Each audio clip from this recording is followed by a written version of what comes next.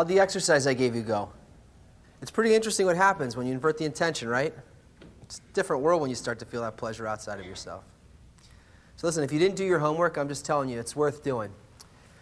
Okay. Remember, there's two practical tools in the method described in the Zohar. The first is the screen. It's the work in 3 lines. It's also called the intention. But without that second tool, what you experience in that exercise, it's just a psychological thing. Now let's look at the second one. It's called love your friend as yourself.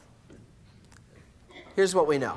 Love your friend as yourself is the one idea that the human race has in common. I mean, every religion has some kind of version of it. There's this ethical arrangements of the world societies, they're all based on it. What's yours is yours, what's mine is mine, but I should treat people the way that I want to be treated. If I do good things for people, they'll do good things for me. So we do nice actions. You know, even if we don't really love the other person, we do these nice charitable acts. We can see how this works. I mean, throughout the ages, we've ended hunger, we've wiped out disease, we put an end to armed conflicts. Everywhere, we brought about a brotherhood of man. And that's why we teach it to our children. We want them to get along, right? When they should feel good about themselves, they should be good people. The track record of the human race clearly shows just what good people we are. Just what good people this sophisticated manipulation of others in order to get what I want produces. Love your friend as yourself. Love your friend as yourself. Love your friend as yourself. Love your friend as yourself. It's the most counterintuitive, misunderstood string of words in the history of language. It's also the most important, but we don't realize it because we can't imagine that it actually means what it says. I mean, come on. Love your friend as yourself?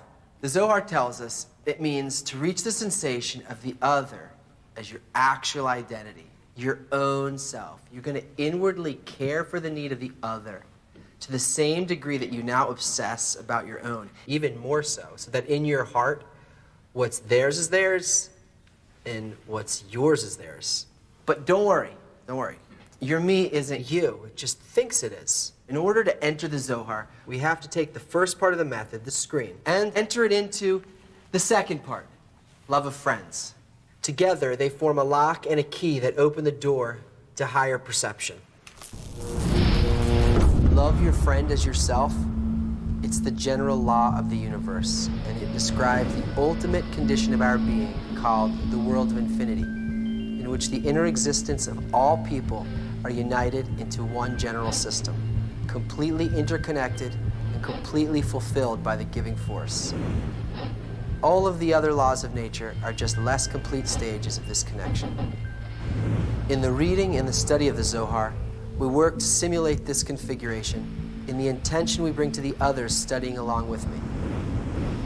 Now, even though the work with the screen is aimed at attaining the same inner state as the giving force, the love of God isn't the general law. Because with a hidden creator, it's easy to fool yourself. But whether or not you love your friend, the person studying with you who shares the same desire for change and the same desire to help you reach it, whether or not you love him with all your heart, soul, and strength, that's always right in front of you. There's something to measure. It constantly triggers the need to apply the screen and go above your reason that tells you to take the pleasure of spiritual advancement for yourself rather than working on the connection that makes it possible for your friends to reach it. It provides you with challenges and setbacks you need so that you can build this desire that you don't have yet, the desire to actually bestow. The work in transformation isn't about the individual and his screen reaching enlightenment, but about the connection between us that brings fulfillment to the whole. When this starts to happen, we're actually ascending. We're entering the upper system. In that state, there's no difference between loving the friend and loving the Creator. In fact, it's the only way to reach what we call the love of God. That's the way we reconstruct the supreme law of nature in our heart, and we begin to ascend to the upper worlds, because a man's life is where his heart is. When you're doing that work with and for others, it doesn't matter what you do or don't understand when you read. Knowledge simply doesn't matter. It's because this inner effort you're making, it's lined up with the correct matching intention to the thought behind the text. And because of that, it's possible to draw direct lines between your inner state in that effort and and what the book is saying. Then you can feel that tender, life-giving light of correction in the book. It's as though you're putting on 3D glasses and you can see this ordered dimension that used to be obscured by logic of a person's self-centered desire.